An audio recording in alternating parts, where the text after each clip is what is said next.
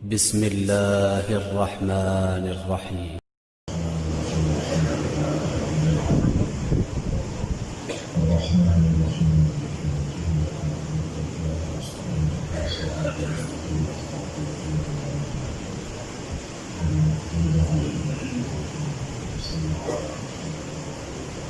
عظمت حضرت ابو طالب علیہ السلام بلند صلوات.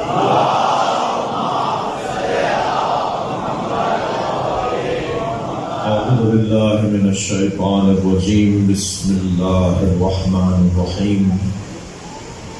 الحمد للہ الذی لا یبلغ مدخطه القائلون ولا يحصي نعماءه العادون ولا يعدي حقه المجتهدون الذي ليس لصفته خط محدود ولا نعت موجود ولا وقت معدود ولا أجل ممدود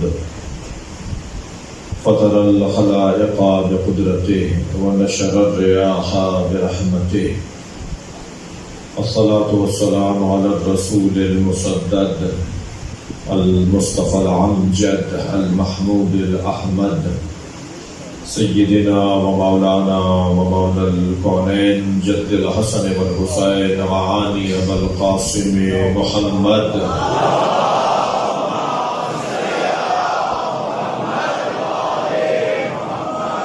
وآله الطيبين الطاهرين المعصومين الذين قال الله إنما يريد الله ليذهب عنكم الرجس أهل البيت ويطهركم تطهيرا.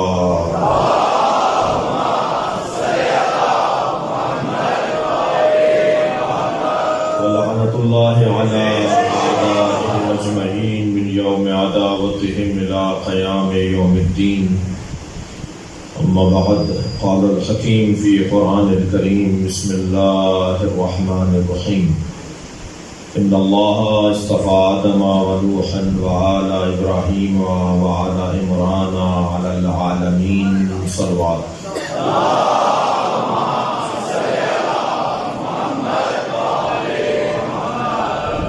سورہ مبارکہ آل عمران کی 33ویں آیت. اللہ دو شخصیتوں کا ذکر کر رہا ہے اور دو گھرانوں کی بات کر رہا ہے.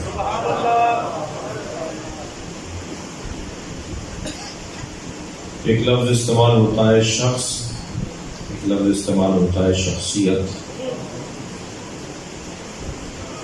شخص مثلا سید سکندر علی زیدی، والد کا نام، بھائیوں کے نام، خاندان، علاقہ، تعلیم، عزیز و قارب. جب یہ والی گفتگو ہوگی تو اسے کہا جائے گا شخص کا تعارف. جو ان کے اختیار میں نہیں تھا، جو اللہ نے جن ماں باپ کے گھر پیدا کر دیا، جس زبان بولنے والا اللہ نے ہمیں خلق کر دیا، جس ملک اور شہر میں ہمیں پیدا کر دیا، یہ ہمارے ہاتھ میں نہیں ہے. شخص کا تعارف جبری ہے، اور ایک مرتبہ کہا جائے گا کہ یہ ڈاکٹر ہیں، یہ انجینئر ہیں، یہ شاعر ہیں، یہ نعت خوان ہیں، منفرد خوان ہیں.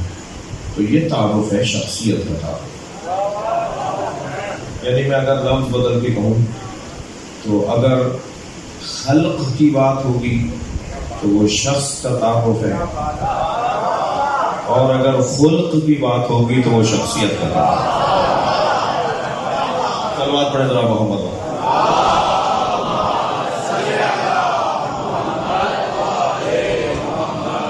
شخصیت اور شخص میں یہ ایک واضح اور روشن فرق ہے. شخصیت، شخص بھی قتل ہوتا ہے اور شخصیت بھی قتل ہوتی ہے. شخص بھی زندہ ہوتا ہے شخصیت بھی زندہ ہوتی ہے. شخص اگر قتل کیا جائے تو یہ گھر میں اسلحے کا استعمال، زہر کا استعمال، کوئی دہشت گردی کا استعمال، اس سے وہ شخص کا قتل ہوگا. مگر شخصیت کا جو قتل ہے وہ کسی گرم اسلحے سے شخصیت کو قتل نہیں کیا جا سکتا. شخصیت کا قتل 3 چیزوں سے ہوتا ہے، یعنی شخصیت کو مارنے کے 3 اسلحے ہیں. سب سے پہلا اسلحہ جو شخصیت کو قتل کرتا ہے وہ ہے جہالت.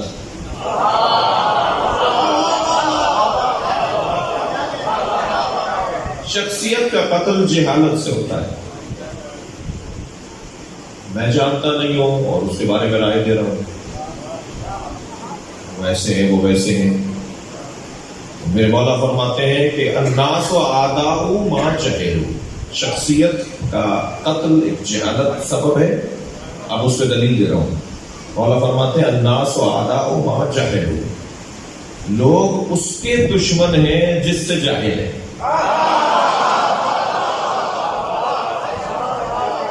جہالت خود ایک بہت بڑا اسلحہ ہے شخصیت کے قتل کے لیے.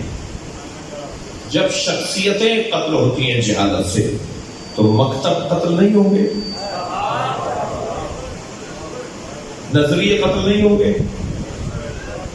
لہذا اگر کوئی تشیع کے بارے میں ایسی کوئی بات کرتا ہے جو دشمنی کی ہے تو مان لیجئے جاہل ہے.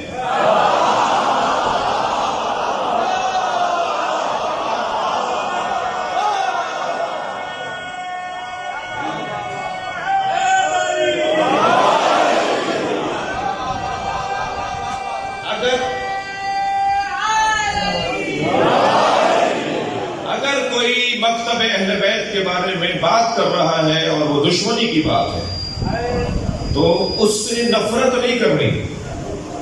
یاد رہے بیمار سے نفرت نہیں کرتے، بیماری سے نفرت کرتے.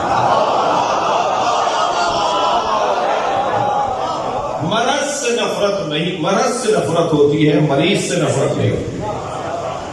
ڈاکٹر مریضوں سے پیار کرتا ہے اور اس کے مرض سے نفرت کرتا ہے. اور جب کسی سے نفرت کی جاتی ہے تو یعنی اس کو ختم کرنا چاہتا ہے. سیدھی سی بات ہے.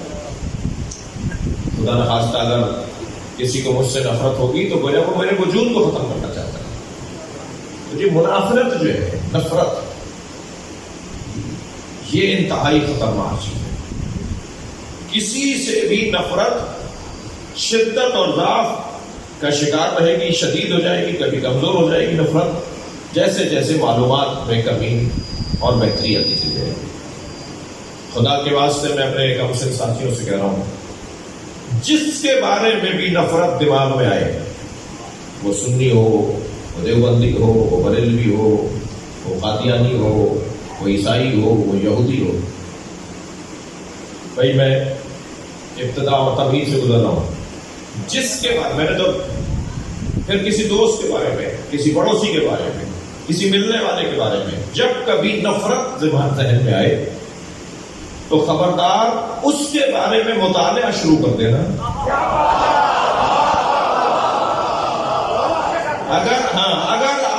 اگر آپ اہل سنت سے نفرت آئی ہے آپ کے ذہن میں، اگر یہودیوں سے نفرت آئی ہے، اگر قادیانیوں سے نفرت آپ کے ذہن میں ہے تو آپ مجھ ملا مولوی سے اور خطیب اور ذاکر سے سن لیجئے گا، مگر اس پر عمل جب کیجئے گا جب اپنا مطالعہ پڑھائے گا. اگر کسی سے بھی نفرت کر رہی ہے بغیر اسے پڑھے نفرت کرنا پشیمانی اور شرمندگی آور ہے. انسان شرمندہ ہو جاتا ہے کسی سے نفرت جہالت کی بنیاد پر کرتا ہے. میں آپ کو دعوت دے رہا ہوں، مکتب اہل بیت کے علاوہ جتنے بھی مکاتب ہیں ان سب کو پڑھو. پڑھنے کے بڑے علمیوں کا مزاج کیا ہے، ان کی تعلیمات کیا ہیں، ان کے فتاوا کیا ہیں، ان کے نظریات کیا ہیں. عزیزان گرامی، یہ مجمع علی کے مریدوں کا مجمع ہے. اور علی کے مریدوں کا کوئی تعلق جہالت سے نہیں ہے. خبردار جہالت اور امام بارگاہ. صلوات پڑھیں گے محمد و آل محمد.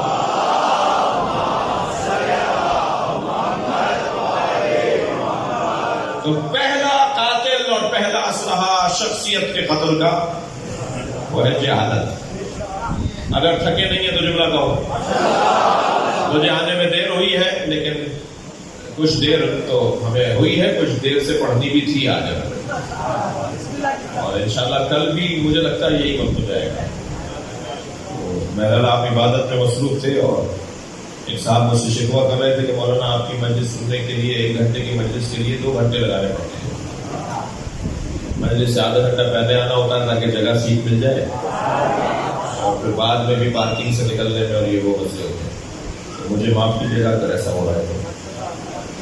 عزیزان گرامی, شخصیت کا قتل, سب سے پہلا شخصیت کا قاتل, سب سے پہلا سبب شخصیت کے قتل کا وہ جہالت ہے. مجھے جملہ کہنے دیجیے, اگر آج کوئی ابو طالب کا منکر نظر آئے,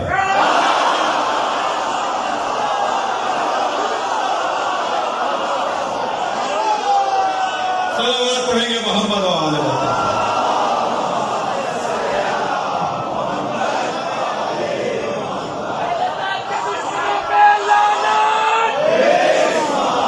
تو جان لیجئے کہ وہ جاہل ہے. اس کے علم میں اضافہ کروائیے, اسے معلومات فراہم کیجئے, اور اس سے پیار اس لیے کیجئے کہ وہ بیمار ہے.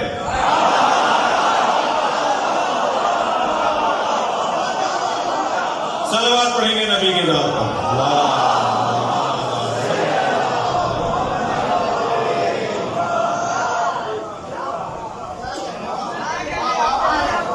ایمان نہیں لائے تھے, کلمہ نہیں پڑھا تھا. سرکار دو جہاں نے آخری وقت میں کان میں فرمایا کہ چچا کلمہ پڑھ لیجئے.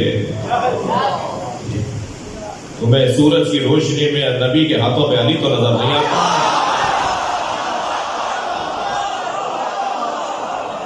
یہ کان کی باتیں تم نے سن لی.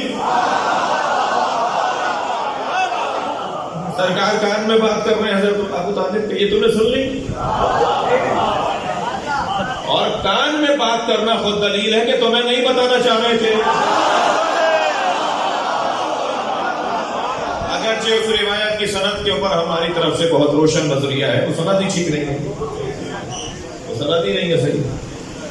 اور عجیب اتفاق نہیں ہے جو روایت کر رہا ہے وہ وہاں تھا نہیں. عجیب بات نہیں ہے کہ راز کی باتیں انہیں بتائیں. اچھا پھر ایک آدمی دیکھ رہا ہے تو وہ تو یہ نقل کر رہا ہے. تم نے ایک لمحے کا یہ انداز سن لیا, دیکھ لیا, تم نے کہا کہ وہ کلمہ نہیں پڑھ رہے تھے. اور جو حضرت ابو طالب کی 86 برس کی زندگی ہے, اللہ اکبر, دیوار پر مار دو ایسی حدیثوں کو جو قرآن سے ٹکرائیں.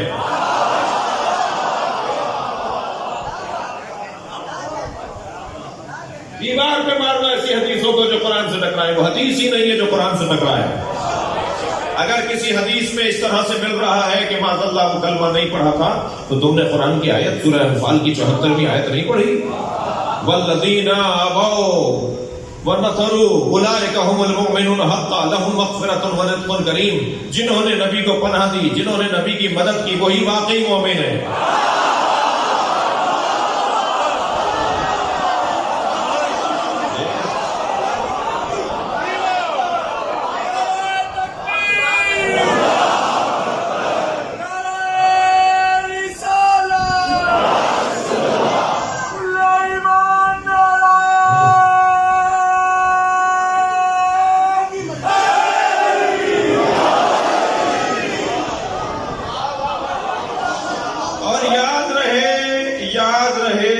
جہالت کی تبلیغ کرنے والے کوئی اور ہیں اور علم کے مبلغ کوئی اور ہے. ہمیشہ جہالت کی تبلیغ انہوں نے کی ہے جو علی کے دشمن ہیں. کیا یہ نماز بھی پڑھتے تھے جو مسجد میں مارے گئے؟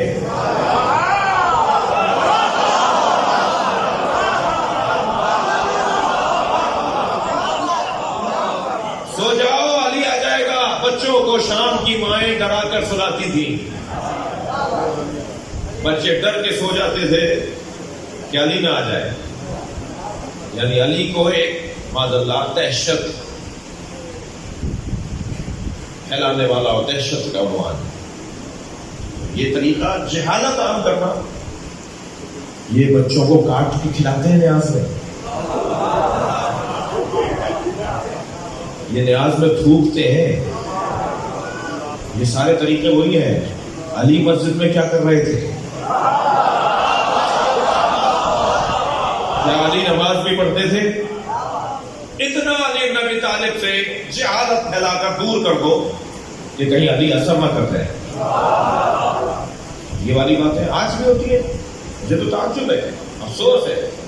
پڑھے لکھے لوگ نہیں جانا. اصل مسئلہ کچھ اور ہے بھائی. اگر ٹاؤن شپ کے اندر روزانہ مجلس ہوتی ہے اور سال میں کم سے کم 365 دنوں کے اندر 300 دفعہ تو مجلس ہوتی ہے, 300 مجلسیں تو ہوتی ہے, تو 300 مجلسوں میں نیاز پکتی ہے. کم سے کم 150 مجلسوں میں پکتی ہوتی ہے. اور 150 مجلسوں میں اگر نیاز پکتی ہے تو پھر کوئی 150 بچے تو گم ہوئے ہوتے ہیں.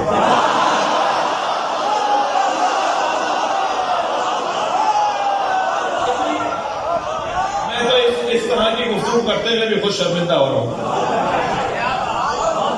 یعنی میں اتنا گر کر بات کر رہا ہوں. کہیں تو کوئی FIR کر دی کہ ہمارا بچہ گم ہو گیا ہے. نہیں ایسی کرو, بہت بری بات ہے. میں آپ کے توسط سے پیغام کرتا ہوں, یہ کوئی اچھی باتیں نہیں ہیں. چھوٹ کر کھلاتے ہیں تو بھائی یہ تو میں ہاتھ جوڑ جوڑ کے کہہ رہا ہوں کہ دوسرے بھائیوں کو نیاز کرا, ورنہ یہ تو میں اپنی قوم کو جانتا ہوں.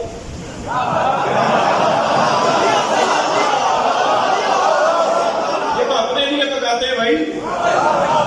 جو نیاز انہوں نے پکائی اپنے لیے تو اس میں تھوکیں گے.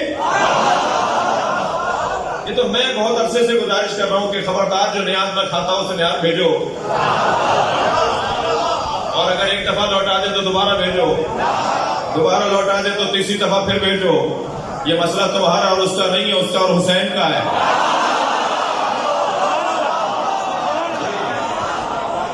ہمارا کام ہے مولا کی,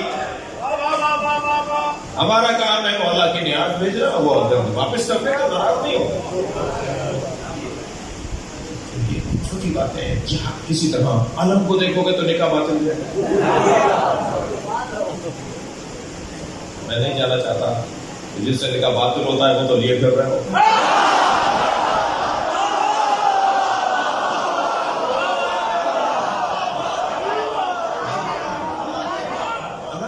بھائی دیکھنے سے سارا زور بیچاری عورتوں کا بات ہے. پریشان وہ ہوتی ہے, لہٰذا جب وہ پریشان ہوتی ہے تو بچوں سے کہتی ہیں خبردار علم نہیں دیکھ لینا, ابا کا اور تمہارا نکاح ہمارا نکاح بات ہے. کیا مشکل ہے, کیا پریشانی ہے. یہ میں آپ کو معاشرے کی وہ ذبح حالی بتا رہا ہوں. یہ شخصیت کا قتل کا پہلا اسلحہ, تھکے تو نہیں, شخصیت کے قتل کا پہلا اسلحہ جہالت. میں چھوٹے چھوٹے بچے اللہ ان کی زندگی اچھی کرے, ان کا مستقبل اچھا کرے. ان بچوں کے لیے خاص دعائیں, نورانی چہرے والے جوانوں کے لیے خاص دعائیں. خبردار فارغ نہیں رہنا.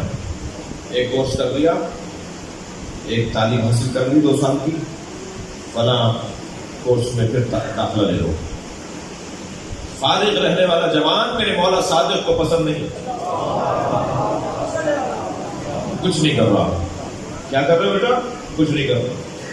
مولا نے ایک جوان سے پوچھا کیا کر رہے ہو؟ اس نے کہا کچھ نہیں کر رہا. مجھے نفرت ہے ان لوگوں سے جو کچھ نہیں کر رہے, ان جوانوں سے نفرت ہے جو کچھ نہیں کر رہے. تعلیم اپنی جاری رکھو, آگے بڑھو, مسلسل پڑھائی کی طرف جاؤ.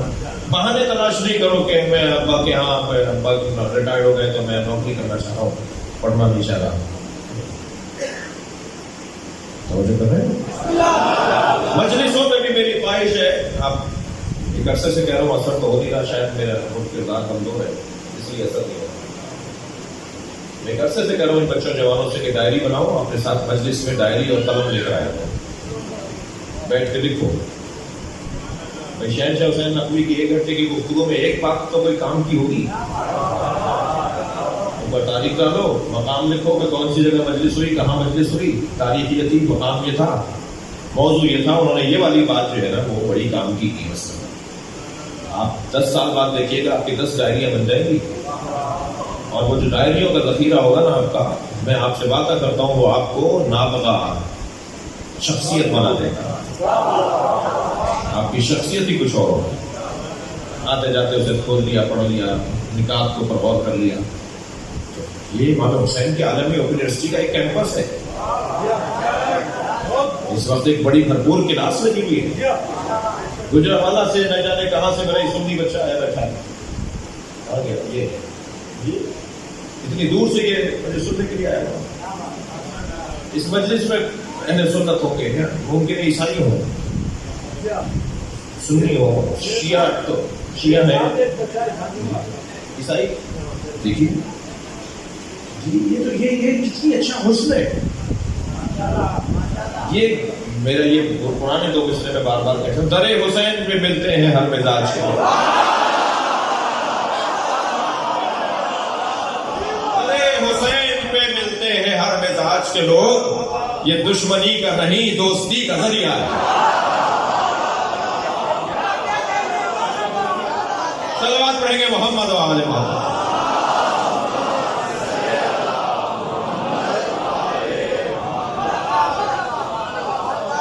اس سے اچھا لائیں اپنے پاس کاغذ قلم اور ڈائریاں بنائیں اور لکھیں کہ آپ نے فلاں مجلس میں کیا حاصل کیا.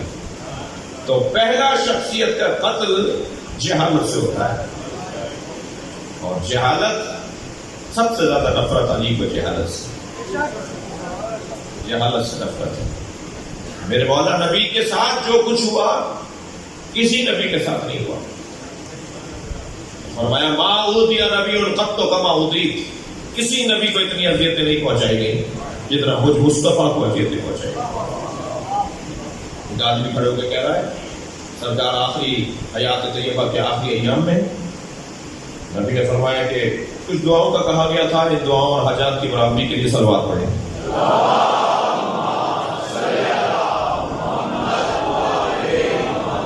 آخری سرکار کی رخصت اور وصال کا دور قریب ہے. سرکار نے اپنے چاہنے والوں سے, صحابہ کرام سے آواز دے کر کہا کہ اگر کسی کا حق میری گردن پر ہے تو مجھ سے مانگ لو, میں جا رہا ہوں. تو ایک شخص کھڑا ہو گیا, کہنے لگا جی آپ کی گردن پر میرا حق ہے. حضرت فرمایا کیا حق ہے, لے لو. کہنا جی آپ نے اپنے جانور کو کوڑا مارا تھا, تازیانہ مارا تھا, وہ مجھے لگ گیا تھا. حضرت فرمایا مار لو. اب اصحاب میں ایک مرتبہ بے چینی, آوازیں لگنے لگی, کیا بات کر رہے ہو, ایسی بات کر دی. سرکار نے سب کو خاموش کروایا, خبردار اس کا حق میری گردن پر ہے, مجھ سے لے لے. اس کا حق میری گردن پر, مجھ سے لے لے. آگے بڑھا, کہنے لگا اس وقت میں نے قمیص نہیں پہنی ہوئی تھی. سرکار نے اپنا کرتا لوٹ دیا کمر سے. میں ماروں. تازیانہ ہاتھ میں لے کر آگے بڑھ رہا ہے. اور جیسے آگے بڑھا صحابہ کرام کے دل کی دھڑکنیں بڑھنے لگی. عاشق تھے نبی کے, لہذا سب نے کہنا شروع کیا نہیں کرو ایسا, بے ادبی ہے, کیا کہہ رہے ہو, کیا کر رہے ہو.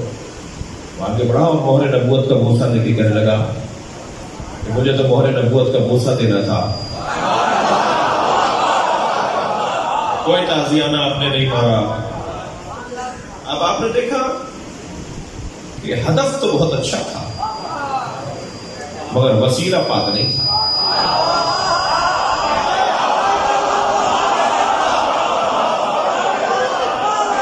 مقصد اگر اچھا ہو تو ذریعہ بھی اچھا ہونا چاہیے.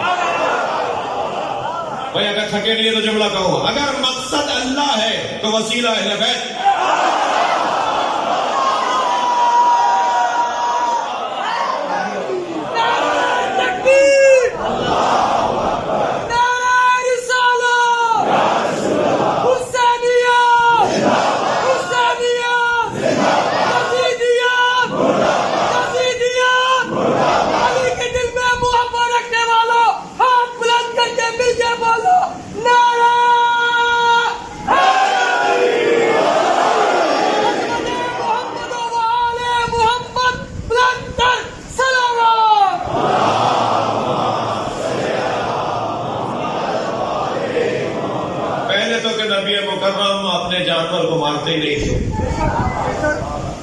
سرکار کے ہاتھ میں تلوار تازیانہ رحمت للعالمین کیا ہے، تازیانہ بنتا ہی نہیں ہے، مارتے نہیں تھے۔ دوسری بات یہ کہ مارے اسے لگے ادھر تو اسی کو بے عدالتی کہا جاتا ہے، اور جی یہ معصوم ہے، ان سے غلطی نہیں ہو سکتی۔ اب ابیل کا پرندہ کنکر تو کہیں اور نہیں پھینک رہا،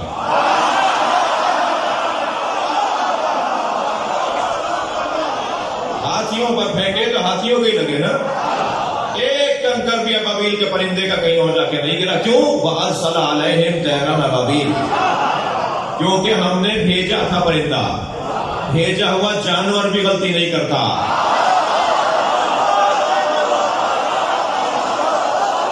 صلوات پڑھیں گے محمد و آل محمد۔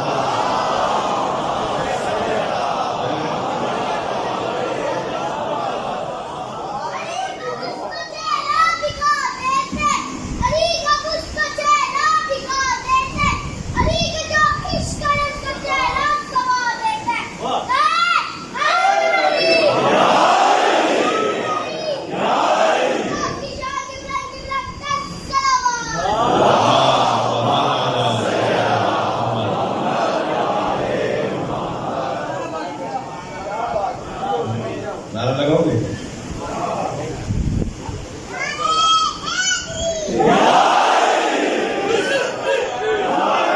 صلوات پڑھیں گے محمد و آل محمد۔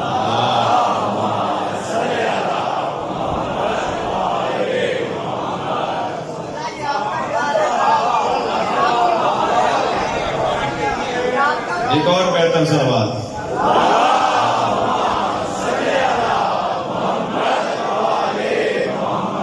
جو کر لی آپ نے، نبی کے مہر مبارک کا بوسہ دیا اور کہا کہ کون سا تازیانہ، کیسا بدلہ، مجھے تو مہر نبوت کا بوسہ دینا تھا۔ بھائی اگر آپ جملہ سن لیں، ہدیہ کر دوں۔ معراج صحابیت یہ ہے کہ مہر نبوت کی زیارت کر لیں۔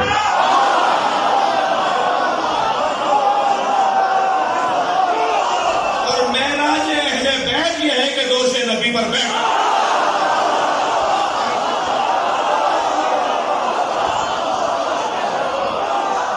لبیک یا حسین، لبیک یا حسین، لبیک یا حسین، لبیک یا حسین، لبیک یا حسین، لبیک یا حسین۔ صلوات ہے۔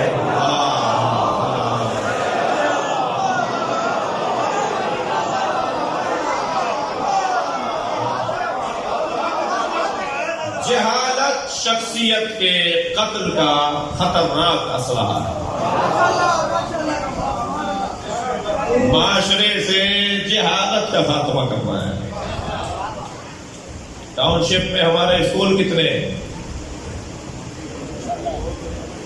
معاف کیجیے بھائی، آپ نے کتنے بنائے؟ یہ دوسروں کے کندھے پہ رکھ کے گولی کیوں چلا رہا؟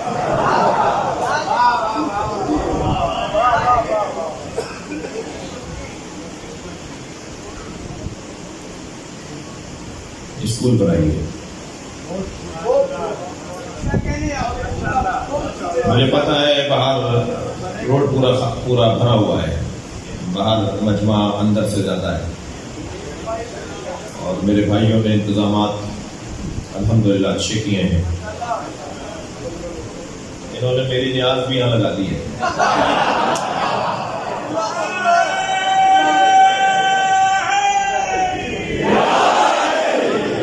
یہ میں نے ممبر کا مزاح کیا ہے، یہ میں نے ممبر کا مزاح کیا ہے، ورنہ مجلس جو ہے وہ اگر میں کسی مرض مطلب کسی لالچ میں مجلس پڑھوں گا نا تو میری زبان میں اثر نہیں ہوگا۔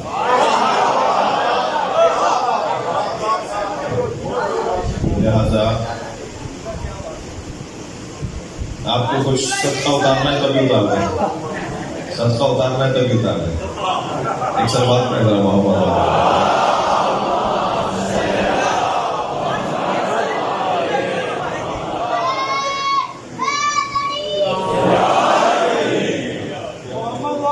محمد بلند تر صلوات.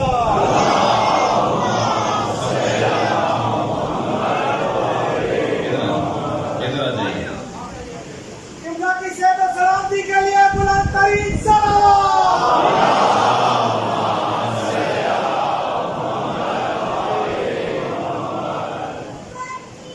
بات آگے بڑھے. جو باہر میرے احباب اندر بیٹھے ہوئے ہیں جو اس حیثیت کے مالک ہیں کہ 5 لوگ مل جائیں اور ایک اسکول بنائیں. اور اسکول سے مراد میری مدرسہ نہیں ہے بھائی. مدرسے جتنے ہیں انہیں کو سنبھال لو تو تم بہت ہے. اسکول یہی انگلش میڈیم اسکول, یہی او لیولس, اے لیولس, یہی میٹرک سسٹم, یہی کیمبرج آکسفورڈ کی تعلیم. اسکول بنائے, اسکول جال بنا دیں پورے پاکستان میں اسکول. اور اسکول جب ہوتا ہے تب یہ نہیں ہوگا, میں یہ بھی نہیں کہہ رہا کہ شیعہ بچوں کے لیے اسکول. جہالت مٹا دیجیے, خود اہل بیت کے دروازے پر آ جائے گا.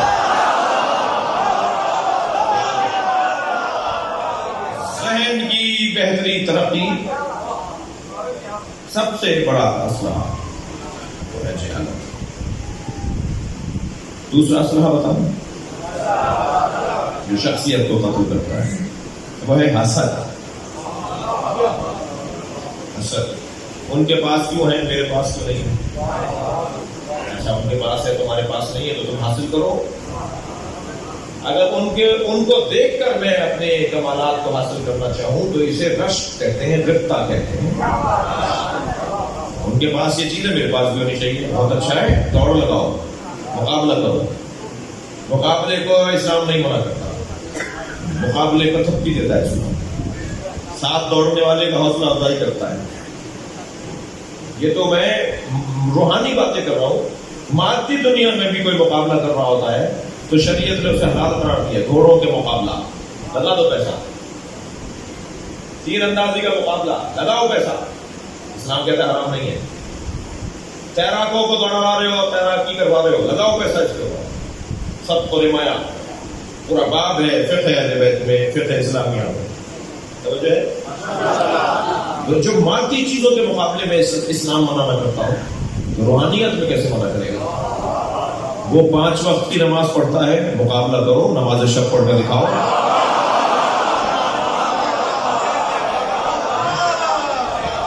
وہ 2 دفعہ کربلا گیا, مقابلہ کرو, تم 3ری دفعہ جاؤ. مقابلہ. روحانیت میں مقابلہ, عبادات میں مقابلہ.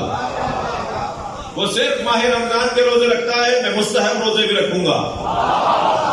فاستبقوا الخیرات, قرآن پکار کے کہہ رہا ہے نیکی کے کاموں میں مقابلہ کرو. مولانا ہمارے علاقے میں اسکول ہے تو اسکول کیوں بنائے؟ مقابلہ کرو. ماشاءاللہ اللہ نے کرم کیا ہوا ہے, بچے دنیا میں مسلسل آ رہے ہیں. تو اسکولوں کی تو ضرورت ہے. یہ تو نہیں ہوا کہ اسکول بہت بن گئے, نہیں, بچے تو اس سے زیادہ ہیں. یہ جو چوکوں پہ کھڑے ہیں, یہ جو گلیوں میں کھڑے ہیں, یہ جو محلوں میں نہیں پڑھ رہے اس لیے کہ وہ اسکول پڑھ نہیں سکتے. عزیزان گرامی, نبی فرماتے ہیں کہ اگر, سرکار کی حدیث, اگر ایک حرف علم کسی کو دے دو تو سورج جہاں جہاں چمکتا ہے اتنے ذرات سے زیادہ ثواب ہے. ہر متمول شخص, ہر پیسے والا شخص طے کرے کہ میں اپنے اوپر 2 بچوں کی تعلیم لیتا ہوں, جو ان کا خرچہ ہے. یتیم خانے بھی بنانے کی بات نہیں کر رہا ہوں, یا لمبے پانی کے کھانے کھلائے جائیں, نہیں. معیاری, جب ٹیچرز اچھے رکھیں گے تو تنخواہیں اچھی ہوں گی, جب ماحول اچھا رکھیں گے تو خرچہ بھی بڑا ہوگا. تو پھر اس کو مینٹین رکھنے کے لیے, اس کو منظم رکھنے کے لیے پیسہ چاہیے. پیسہ چاہیے تو پھر کہاں ہیں وہ لوگ؟ یہ 2000 ایکڑ کی زمین خبر میں نہیں جا سکے گی. یہ ہے یہی قرضہ جو کرنا ہے. ایک صاحب وصیتیں کرنے لگے اپنے بیٹے سے, بیٹا میں مر جاؤں تو میری فلاں دکان جو ہے وہ بیچ کر مسجدوں کے وضو خانے ٹھیک کرا دینا, اور فلاں مارکیٹ کے اندر جو ہماری 3 دکانیں ان میں سے ایک دکان بیچ کر فلاں مثال کے طور پر امام بارگاہ میں مدرسے میں پنکھے لگوا دینا. اور 8-10 انہوں نے وصیتیں کر دی. وہ 40-50 دکانیں تھیں, 5-6 دکانیں بکوا دی. تو کچھ دیر بعد کہنے لگے کہ چلو ہم فلاں جگہ فلاں سے ملنے چلتے. تو رات کا وقت تھا, اس بیٹے نے لالٹین اٹھائی ہوئی تھی. تو بیٹے نے کیا کیا, لالٹین پیچھے لے کے باپ کے پیچھے, کمر کے پیچھے کر دی لالٹین. باپ کے پیچھے چلتے ہوئے اپنے کمر آگے اندھیرا ہو گیا. اس نے کہا کہ لالٹین آگے دکھاؤ, رستہ آگے تاریخ ہے. کہ بابا آپ اپنا نور پیچھے چھوڑ کے جا رہے ہیں, مجھ پہ چھوڑ کر جا رہے ہیں کہ میں کروں. ایسے ہی ہے جیسے اندھیرا رستہ ہو اور لالٹین پیچھے لے کے چل رہا ہے. اگر آپ کو وہاں روشنی چاہیے تو روشنی پہلے بھیجیے, اپنے ہاتھ سے کر کے جائیے. میں آپ کو 85 مشاہدے میرے پاس ہیں, آپ سب کے پاس ہوتے ہیں. ان بچوں کی آنکھیں طوطوں کی طرح پھر جاتی ہیں,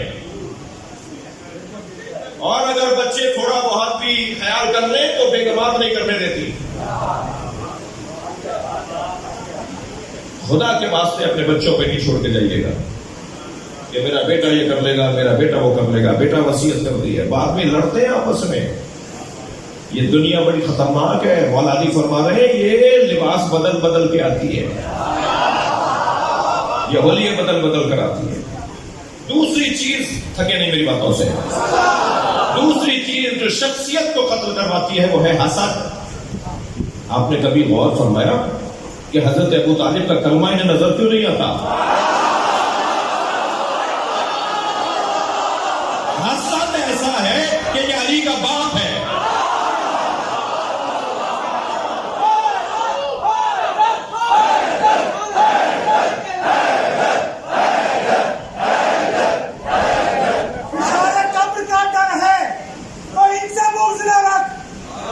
فشار قبر کا ڈر ہے تو ان سے بغض نہ رکھ, سبھی کے باپ کا بھی باپ ہے ابو طالب.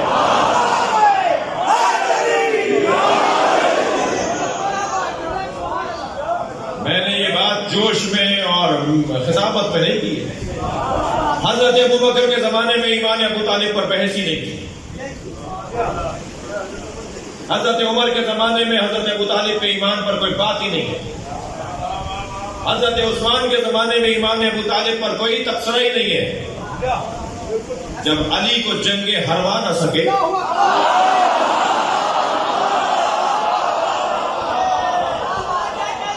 تو یہ اعصابی جنگ شروع ہوئی تھی شام سے. یہ شام سے اعصابی جنگ شروع ہوئی تھی جس کو سرد جنگ کہتے ہیں آج کی دنیا میں. یہ گولڈ وار, سرد جنگ شروع کی تھی مولا علی کے خلاف, اور بھیجے تھے باقاعدہ لوگ کہ علی کی محفل, کیونکہ مولا کا دروازہ, جیسے الحمدللہ آپ نے دروازے کسی کے لیے بند نہیں رکھے اور نہیں بند کرنے چاہیے. مولا کی محفل, مولا کا دروازہ سب کے لیے کھلا ہوتا تھا. لوگ بھیجے جاتے تھے. ہر دوسرے دن کوئی ایک بندہ مولا کی محفل سے کھڑا ہو کر کہتا تھا آپ کے بابا نے ایمان نہیں لائے, آپ کے بابا کافر تھے, آپ کے بابا کو نبی نے کلمہ پڑھوایا, انہوں نے کلمہ نہیں پڑھا. مولا علی کو شرمندہ کرنے کے بعد یہ اعصابی جنگ, علی سے حسد, غصہ بابا کا. اور اگر حضرت ابو بکر, حضرت عمر, حضرت عثمان کے زمانے میں ایمان ابو طالب یا حضرت ابو طالب پر بات ہوئی ہے تو عظمتوں کی بات ہوئی ہے, فضائل کی بات ہوئی ہے حضرت ابو طالب کی. لیکن یہاں تلوار تو چل نہیں پائی, تو حاسدانہ انداز بتایا گیا.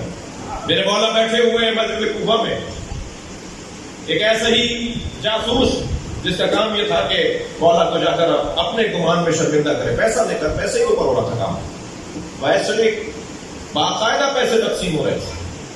اس نے آ کے کہا یا امیر المومنین,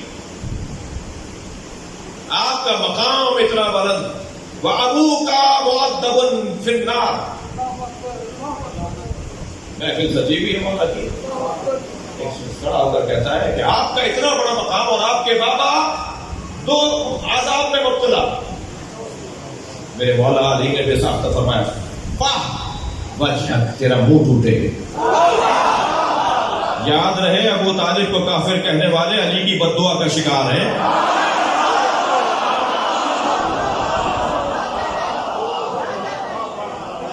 میرا منہ ٹوٹے. اب مولا علی کا جملہ سن.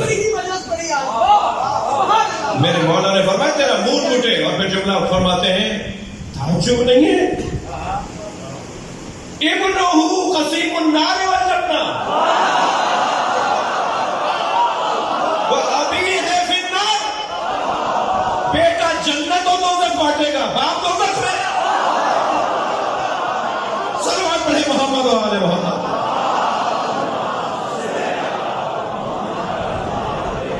علی کی بادشاہی ہے, علی کی شہنشاہی ہے, علی اسم الہی ہے, علی کل ایمان ہے, علی حق ہے, علی حق ہے.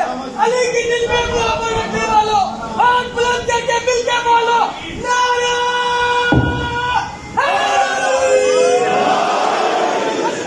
حضرت جناب ابو طالب علیہ السلام کی ذات پر بلند سلام.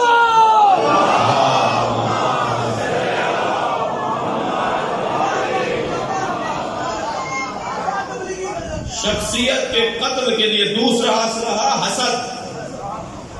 میرے مولا علی سے پوچھا یا علی یہ آپ کے اتنے مخالف اور دشمن کیوں ہیں؟ حضرت فرمایا تم نے قرآن کی آیت نہیں پڑھی؟ ام یحسدون الناس علی ما آتاہم اللہ من فضلہ فقد آتینا علی ابراہیم الکتاب والحکمہ وآتیناہم ملکا عظیما. وہ لوگ ان لوگوں سے, کچھ لوگ ان لوگوں سے حسد کرتے ہیں جنہیں اللہ نے اپنے فضل سے عطا کیا ہے, اور اللہ نے آل ابراہیم کو کتاب, حکمت اور ملک عظیم عطا کیا ہے. فرمایا ہم ہی تو آل ابراہیم ہیں جنہیں اللہ نے قرآن دیا ہے, نبوت دی ہے, امامت دی ہے. اللہ نے ہمیں نعمتیں عطا کی ہیں اور اس وجہ سے ہم سے حسد ہوتا ہے. شخصیت کا قتل حسد. میرے بچوں جوانوں ایسی آگ ہے حسد. خدا کے واسطے علی کا چاہنے والا حسد نہیں کرتا. کسی عزیز کو, کسی بھائی کو, کسی دوست کو, کسی رشتہ دار کو اگر کوئی نعمت ملی ہے, کوئی ترقی ملی ہے, کوئی پیسہ آیا ہے, کوئی گاڑی لے لی اس نے, کوئی گھر بنا لیا اس نے, تو اللہ کا شکر ادا کرو کہ اللہ نے میرے عزیز کو ترقی دی ہے, میرے ایک دوست کو ترقی دے دی ہے. خبردار, اہل بیت کے چاہنے والے حسد نہیں کرتے, اس لیے کہ یہ وہ اسلحہ ہے جس نے اہل بیت کو اذیت پہنچائی ہے. ہمارے پاس یہ اسلحہ ہے ہی نہیں. پھینک دو اٹھا کر اس اسلحے کو. حسد کا مزاج ختم کر دیا جائے. کوئی کسی سے نہ جلے, چھوٹا دماغ نہ رکھے. خبردار, امام سجاد کے ماننے والے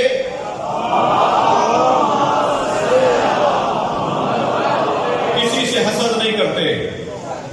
امام کا سجاد لقب ہی اس وجہ سے تھا کہ کثرت سے سجدہ کرتے تھے, اور کثرت سجود کا سبب یہ تھا کہ جب حضرت کو معلوم ہو جاتا تھا کہ فلاں مومن کو اللہ نے نعمت دی ہے تو حضرت سجدے میں سر رکھ دیتے تھے اور اللہ سے کہتے تھے یا اللہ تو نے کسی مومن کو, کسی عزیز کو ترقی دے دی, اسے معلوم بھی نہیں ہوتا تھا کہ امام نے اس کی طرف سے اللہ کا شکر ادا کیا. مجھے اور آپ کو اگر معلوم ہو جائے کہ ہمارے فلاں عزیز کو, دوست کو, بھائی کو, پڑوسی کو, کسی کو اللہ نے کوئی نعمت دی ہے, اللہ تیرا شکر ہے, میرے پاس یہ نہ صحیح, اس کے پاس ہے. باہر آئیں گے تنگ نظریوں سے, گھٹن سے باہر آئیں گے.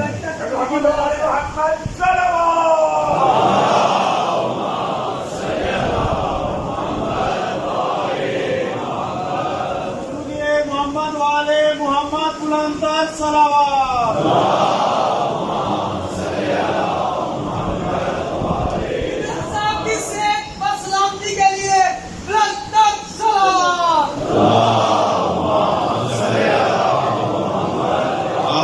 صحت و سلامتی کے لیے بلند تر صلوات.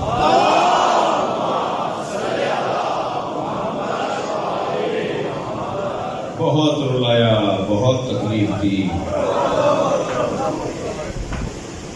خبردار, چاہنے والے نہ رلائیں, محبت کرنے والے تکلیف نہ دیں.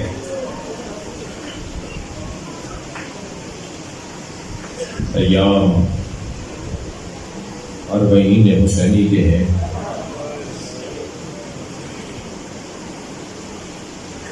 قافلہ کربلا سے جب چلا تو سکینہ زندہ تھی.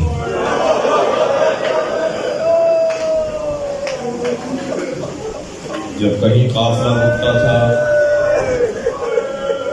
اور رسیاں کھولی جاتی تھیں تو جناب سکینہ بھائی سجاد کے پیروں سے کانٹے نکالتے. اجرکم اللہ. کبھی غور کیا کہ اس بچی کی رحلت کیسے ہوتی؟ حسین کے سینے پہ سونے والی 4 سالہ بچی.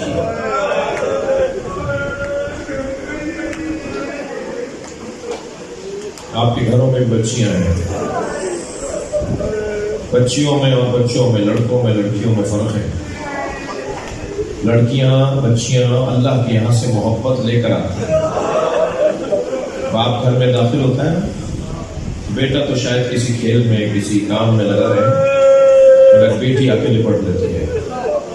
بیٹی لپٹ جاتی ہے، پیار کرے گی، گلے گود میں چڑھ جائے گی. بڑی ہے تو جوتے اتارے گی، ہاتھ سے سامان لے گی، پانی لا کے پلائے گی. میں نے ایک حدیث پڑھی، حضرت ابراہیم دعا کرتے تھے، اللہ مجھے بیٹی عطا فرما جو میرے جنازے کی زینت بنے. اللہ. جب حسین مولا چلے تھے نا تو خیمے کے در پر جناب سکینہ دامن پکڑے گئی. کیسے بچی سے دامن اپنا چھڑایا اس کا بیان بہت مشکل ہے. پھر جب گھوڑے پر آگے بیٹھے تو گھوڑا نہیں چل رہا تھا. امام نے تعجب سے زلجنا سے کہا، زلجنا تو میرے حکم سے کبھی سرتابی نہیں کرتے. حسین کبھی اپنے گھوڑے کو مارتے نہیں تھے مولا. کہتے تھے چل تو چل جاتا تھا، تیز چل تیز چل، آہستہ ہو جائے. اترنا چاہتا ہوں، اترنے کے لیے مولا کے لیے مولا کی بات سمجھتا تھا. علامہ مجلسی نے گھوڑوں کی قسمیں لکھی ہیں، اس میں ذوالجناح اعلیٰ ترین نسل کا، اور پھر نبی کے اس کے پشت پر بیٹھنے کی وجہ سے، کیونکہ یہ سواری نبی کی سواری تھی، نبی کی برکتوں کی وجہ سے یہ جانور، یہ گھوڑا ذوالجناح خاص فہم رکھتا تھا. امام نے فرمایا چلو مجھے کربلا کے میدان میں چلو. گھوڑا پیر نہیں اٹھا رہا تھا. تعجب سے امام حسین نے کہا، اس سے پہلے کبھی تم نے میرے حکم سے سرکار نہیں کیا. پھر اس نے اشارہ کیا تو کیا دیکھا؟ سکینہ پیر پکڑے بیٹھے. کیسے پیر اٹھائے؟ امام اتر آئے، تم نے تو ہمیں رخصت دے دی تھی. کہا بابا ایک دفعہ اور گلے لگا لی.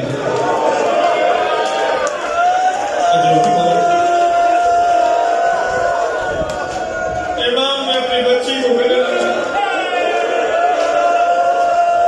چند لمحوں کے بعد کہنے لگی، بابا الوداع. امام نے فرمایا، سکینہ ایسے کیوں ہمیں چھوڑ رہی ہو؟ فرمانے لگی، بابا میرے کان میں دادی زہرا کی آواز آ رہی ہے.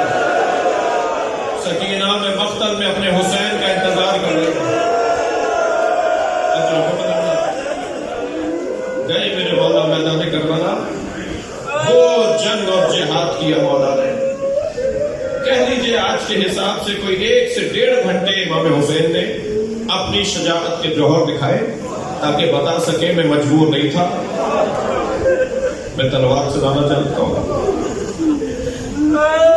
3 لشکروں کو حسین نے مخلوط کر دیا. 3 لشکر تھے، یزیدی، میمنہ، میسرہ، قلب لشکر. تینوں کے لباس علیحدہ تھے، تینوں کے انداز علیحدہ تھے. امام نے چند لمحوں میں، کچھ ہی لمحوں میں 3 لشکروں کو مخلوط کر دیا. وہاں کے سپاہی وہاں، وہاں کے وہاں، اور طے نہیں کر پا رہے تھے کہ سردار کہاں ہے، حکم دینے والا کہاں ہے.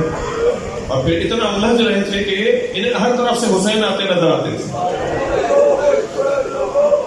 ایک سپاہی نے حضرت مختار کے دربار میں کہا کہ میں نے تو ہر طرف سے حسین کو آتے دیکھا، میں وہاں سے بچ کے بھاگتا تھا تو یہاں حسین کو تھا. پھر سپاہی کہنے لگے، علمان بچو. ایک دوسرے سے کہتے بچاؤ، حسین مار دے گا. اکیلے امام حسین کی جنگ، اور جب یہ کیفیت ہونے لگی نا کہ سپاہی بھاگ بھاگ کر کہتے بچو بچو علامان بچو، تو اس وقت امام حسین گھوڑے کی پشت پہ کھڑے ہو گئے اور نہر کی طرف رک کر کے کہا عباس اٹھو، اپنے اکیلے والا کی جنگ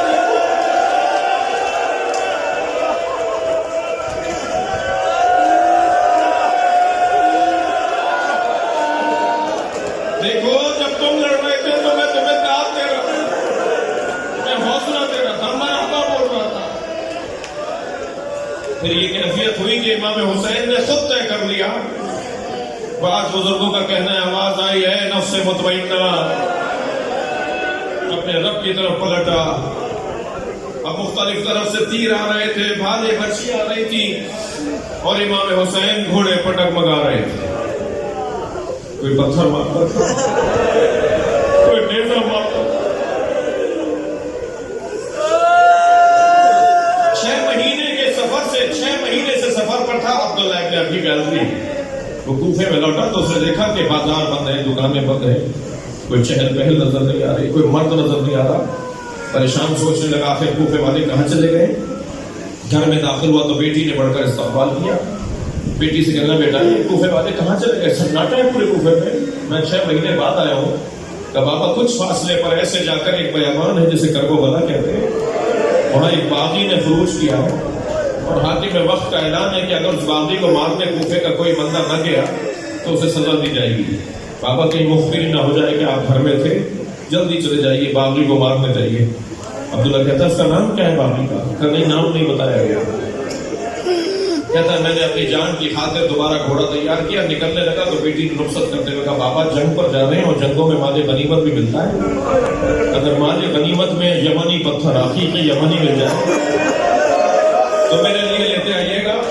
عبداللہ کہتا ہے میں گھوڑے پر بیٹھ کر جب کربلا پہنچا، گھر سے تو نکلا تھا تو 3 یا 4 محرم تھی، جب میں پہنچا پیراہوں سے ہوتا ہوا کربلا میں تو عاشور کے عصر کا وقت تھا۔ میں نے عجیب منظر دیکھا، ہزاروں کا لشکر ہے جو ایک تنہا غریب مسافر کو مارنا چاہتے ہیں۔ اس کے جوان مار دیے، اس کے بچے مار دیے، اس کے بھائی مار دیے، اسے اصحاب مار دیے۔ اب وہ اکیلا ہے اور زخمی بھی ہے، اور زخموں سے چور گھوڑے پر بیٹھا ہے، مگر اس کا روب ایسا ہے جہاں وہ گھوڑا موڑتا ہے فوجیں بھاگتی ہیں۔ میں نے ایک بھاگتے ہوئے سپاہی سے پوچھا تم یہ اکیلے سے، یہ زخمی بھی ہے، بوڑھا بھی ہے، اکیلا بھی ہے، تم اس سے ڈرتے کیوں؟ تو وہ بھاگتے ہوئے کہنے لگا اس کے ایک بھائی کا نام عباس تھا۔ عبداللہ کہتا ہے مجھے پھر سمجھ میں نہیں آیا کون ہے، مگر مجھے اتنا پتا تھا کہ اسے ماروں گا تو جنگ تمام ہو جائے گی۔ عبداللہ کہتا ہے میں نے اپنا گھوڑا ان کے گھوڑے کے پیچھے لگایا، وہ آگے تھے، میں ان کے پیچھے آیا اور کمین گاہوں سے ہوتا ہوا اتنے فاصلے پر رہ گیا کہ 10 ذراع سے کم فاصلہ تھا، 10 ہاتھوں سے کم فاصلہ رہ گیا تھا کہ میں گھوڑے کو جست لگاؤں، گھوڑا جست لے اور میں ان پر حملہ کر کے انہیں مار دوں۔ یہی سوچ رہا تھا انہیں مار دوں تو جنگ ٹھنڈی پڑ جائے۔ کہتا ہے میں نے تلوار نکال کے ارادہ کیا تو انہوں نے مڑ کر دیکھا اور کہا عبداللہ قریب آؤ۔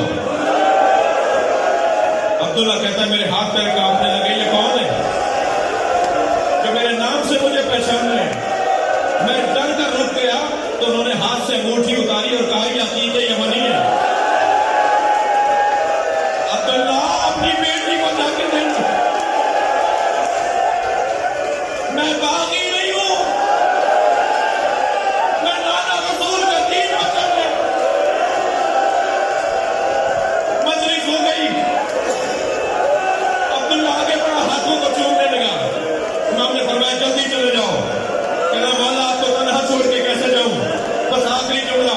امام نے فرمایا جلدی چلے جاؤ۔ کہ مولا آپ کو اکیلا چھوڑ کے کیسے جاؤں؟ فرمایا کچھ دن بعد میری زینب آئے گی، اسے چادریں لا کے دے دینا، میری ماں بہنوں